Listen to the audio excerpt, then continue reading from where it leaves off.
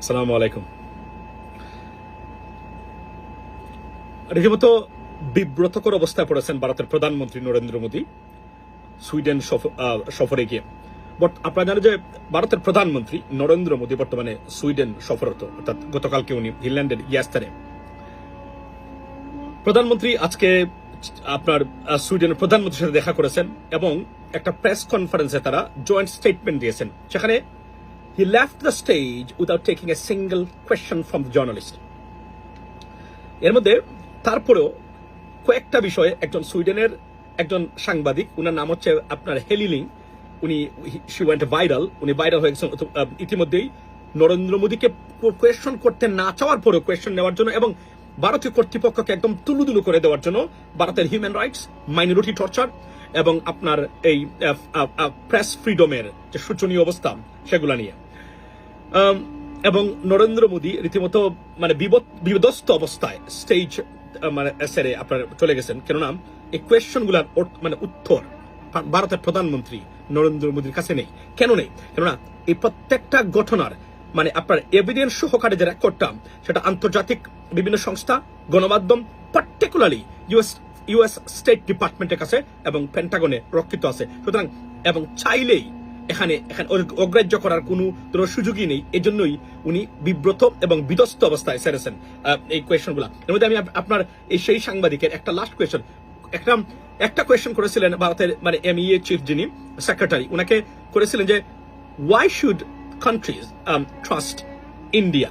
এই কোয়েশ্চনে উনি বিধ্বস্ত এবং রীতিমতো মানে এক ধরনের হুঙ্কার সেরেছেন বিভিন্ন ধরনের তথ্য দিয়ে। ওনারা আপনার কোভিড নিয়ে হেল্প করেছেন, মেডিসিন দিয়ে হেল্প করেছেন কোভিডের সময় সারা পৃথিবীকে, যদিও এর মধ্যে অধিকাংশই মিথ্যাচারে ভরপুর। আপনারা জানেন তো যে ভারতীয় মিডিয়া বা কর্তৃপক্ষ যে কথাবার্তা বলেন তার মধ্যে 8 out of 10 কমপ্লিটলি লাই, মানে ফুল অফ লাই। সো আমি আপনাদেরকে কোয়েশ্চনটা শুনাই উনাকে, উনি আসলে কি প্রশ্নটা করেছিলেন নরেন্দ্র মোদীকে যখন নরেন্দ্র মোদী স্টেজ আপনার সেরে যাচ্ছিলেন। শুনেন।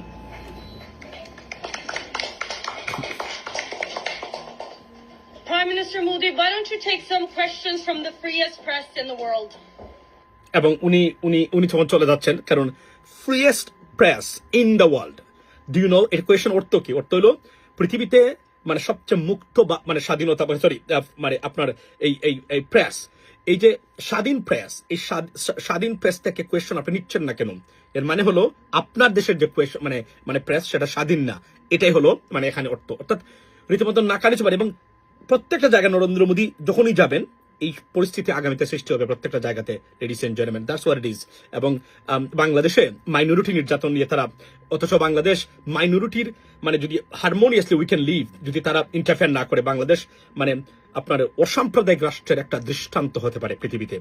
অথচ এটাকে মানে একটা ঘটনা না ঘটলেও বা কোনো ঘটনা তারাই ঘটিয়ে সারা পৃথিবীতে বাংলাদেশের বদনাম করে দেয়। বাই দ্য ওয়ে, এখানে বলে নাকি এই ভিডিওতে যে আমরা শুনেছি মানে বর্ডারে বিজিবি এবং BSF এর ভিতরে মানে আপনার যে ট্রেডেড ফায়ার্স আপনার অন দ্য বর্ডার, এর মধ্যে BSF বাংলাদেশে মানে বিজেপি উদ্দেশ্যে, আসলে এটা বিজেপি কি বলবো বুঝি না। এটা আমাদের মানে BDR বা বাংলাদেশ রাইফেলসে হওয়া উচিত এবং স্বরাষ্ট্রমন্ত্রীকে এবং বর্তমান প্রধানমন্ত্রীকে অনুরোধ করি, please change the name, that's the bottom line. এটাই আমাদের নাম, কারণ এটা ভারত সহ্য করতে পারে না। সো তারও পাল্টা গুলি চালিয়েছে। এবং আমি আবারও বলি, নেপালের একজন ব্যক্তিকে গুলি চালানোর কারণে কি হয়েছিল নেপালে আপনারা দেখেছেন। ভারতের চীনের মানে বর্ডারে একজন মানুষকে তারা যদি গুলি করে 10 জনকে গুলি করেছে চীনারা, পাকিস্তানের একজনকে করলে 10 জনকে করে। শুধু Bangladesh, why we are so weak? We are not weak, but what is the reason why India undermining Bangladesh?